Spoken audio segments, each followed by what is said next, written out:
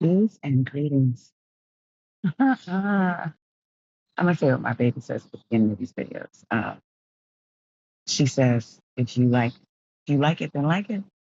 It's free and subscribe. So let me get that out of the way because I never remember to say it at the end. But please, um, I've been sharing about not holding other people's fear, but today is about letting go of my own shared fear with other people. So, with family. So I've shared before that my 16-year-old went off to college, and there are other 16-year-olds that go off to school. We're very proud of her for her accomplishment. It's not the most common thing that is done. I went off to college at 17. Is that right? Yeah, that's right. So, uh, but I want to talk about two things: letting go of my shared fear and how that caused some disruption, and also uh, that if I could do it for my children, I could do it for myself. So I'll start with that and end with that. I feel like often as mothers, and especially if you're a people pleasing good girl, the neglecting our own needs comes first. Abandoning ourselves comes first. We've been taught that that's righteous, that uh, virtuous, all of those things. Deny yourself. Be like Jesus. Deny yourself. But the places where I have been able to find the strength and to pull from the depth of myself to honor my own needs is because of my children. Is because I get into spaces where I'm like, their needs need to be honored. And oftentimes, my health and peace, all the time, my health and peace is connected to the health and peace that they have, that I can offer them, that is around them. If I am vibrating in a crazy way, stressed, depressed, anxious, that's what I'm giving them, even without saying anything. There's no way to hide that. These are the people that we've carried in our wombs, carried on our backs, carried in our arms, fed them from our bodies, fed them from our hands. Uh, just we're steadily feeding them. So it would be a huge fallacy to be able to say, well, I'm going to treat myself terrible. I'm going to feel that way. I'm going to allow myself to be treated terribly. I'm going to feel that way, and the children will never feel that. That's delusional. So, uh, so my oldest born went off at 16. She graduated and a really beautiful. She graduated I Educational Institute, and it was wonderful. It was a beautiful ceremony. It was a weekend. It was all the things, all the things. And before she had arrived at this milestone in her life, uh, she had been a teenager. She is a teenager. So again, like I say to her, is she's teaching me how to parent a child her age. So the ones after her benefit from her example, and of course they are different because they are not her. But she's the first pancake. She's, she's the first pancake in the pan. And then I learned, okay, well that was great. Let me do that. Or maybe that was too hot. Let me not do that. Or maybe let me try that. And I have a place to adjust and to learn. So I thank her and I apologize to her for that on a regular basis. Um, but she was doing some teenage stuff and it was giving me the heebie jeebies. And I was like, maybe she needs Gabby before she goes off to school because she's so young. And we had friends who were like, well, in the African Center community, friends who were like, my child went off at 16, they did just fine. And I was like, nah, I don't know about this girl. She being a teenager. She's supposed to be a teenager, but it scared the crap out of me. Um, and of course, in being a teenager, nothing is ever one thing. And being a person and living this life, nothing is ever one thing all the time. So, in trying to look for what a gap year would look like, because she's so bright and curious and expanding all the time, like a universe unfolding, um, you know, my thought was, well, what can I send her to where she will still get enriched and grow and gain independence? And the options were all so expensive. I mean, not to front, college is expensive. It's crap in the West as well.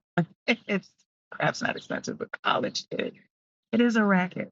Um, and so, weighing all those things, we went to her father and I went to a conference for a parent teacher conference for her near the end of her senior year.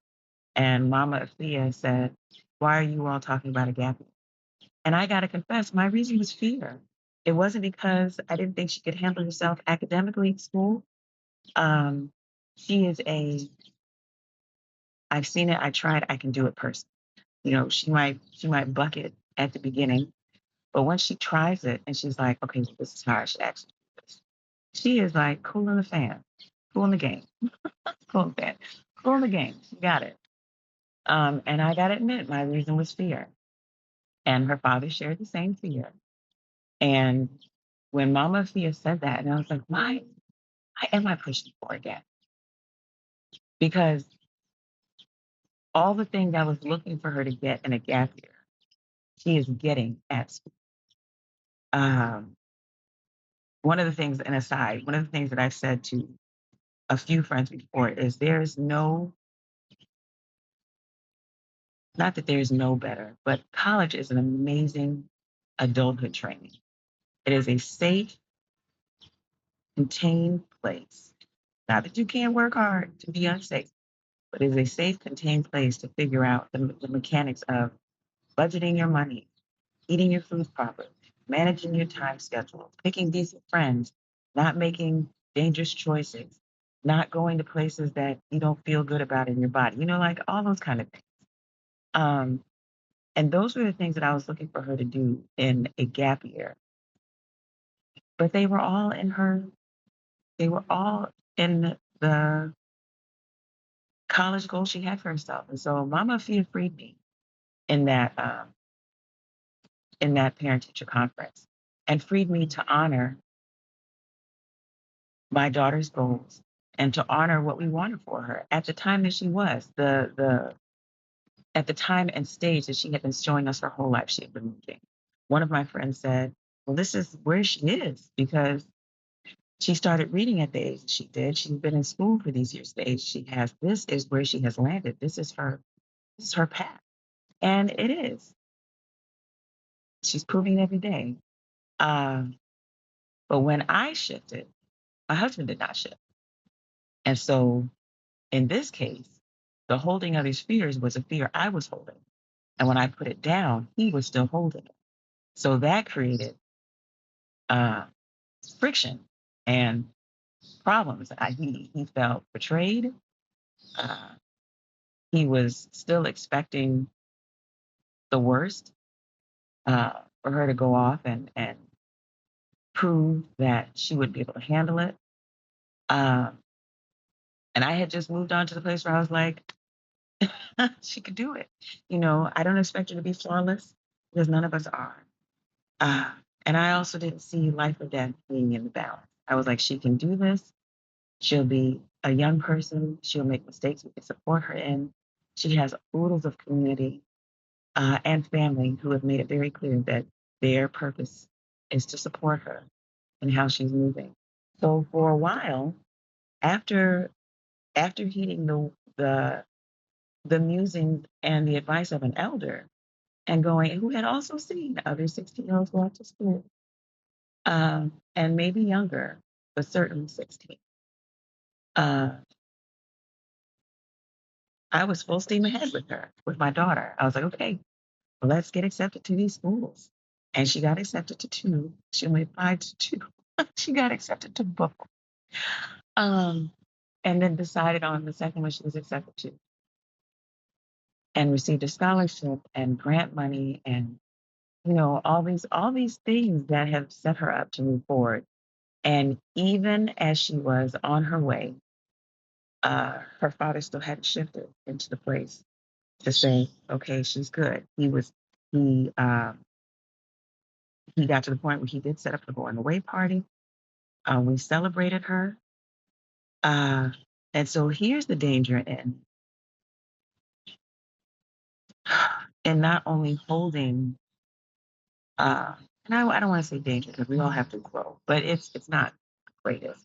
And holding fears and vibrating with those fears is that she was very aware that he was there.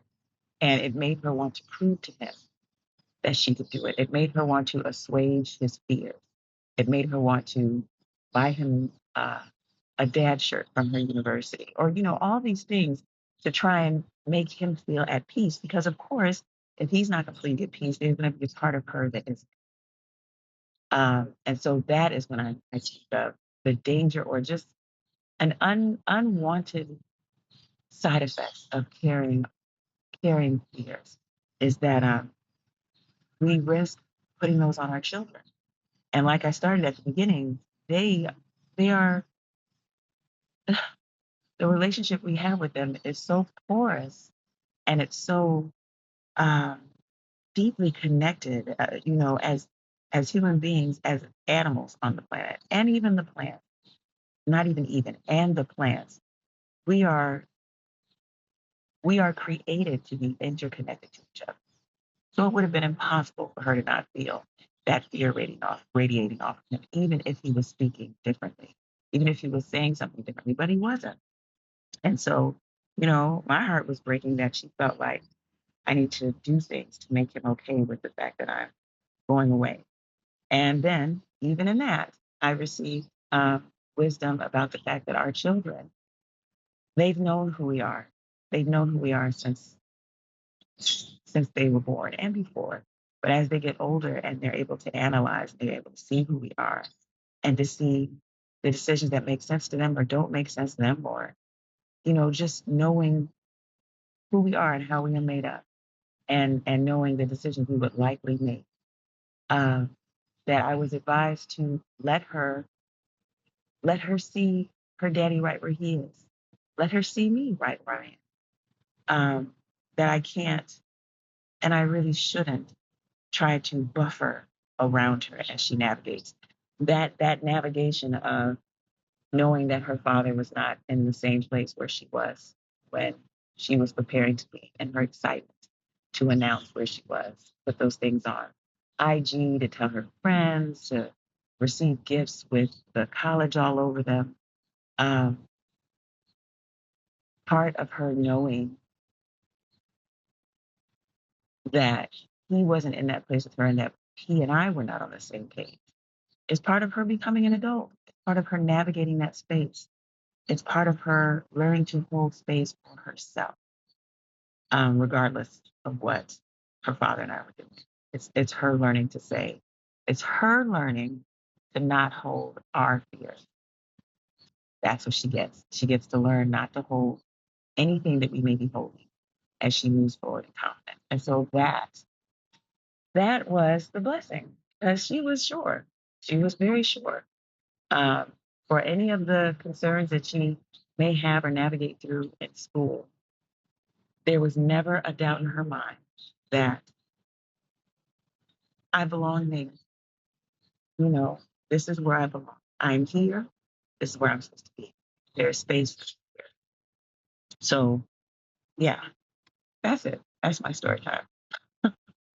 And it's just so many different connections, having a shared fear, moving out of that fear, creating how me moving away from a fear that was shared creates tension, and then not wanting to put that on my child, but also realizing that as she moves into her womanhood, she will have to navigate not sharing our fear, um, being peaceful and powerful and joyful in what she is. So, and the other thing that I said at the beginning was, there are places where, as women, as mothers, as people pleasers, as all the things, that we won't make a decision to stand up and say, no, I'm going to do something different if it's for us. Because, for a long time, I watched my mother not do the things for her in the service of everyone else, in the service of my father and me and my siblings and church folks and her siblings. And, a lot of things she did not choose for herself, um, making sure that everybody else is okay. So if I couldn't do it for me, I could do it for my child. And me being able to say, yeah, she can afford to do this for her sake shows me that I can do it for me as well. So that's also where I'm grateful in our children being our teachers. Um, that that was clear. That was clear. So this is Reverend Okonkwo Walimu, Sister Mama Adia, saying peace. And I'm very excited. Like this shirt is it's a different world shirt. I don't know if you see all there's 9, but I was laughing because as I came out here to do this video today, we talked about college. And here's a beautiful representation for the PC. But anyway, all that to say, yeah, release your fears and be okay. And let your children inspire you to knock down walls and boundaries, not only for them, but for you as well. All right? Okay. I will see you soon. Peace.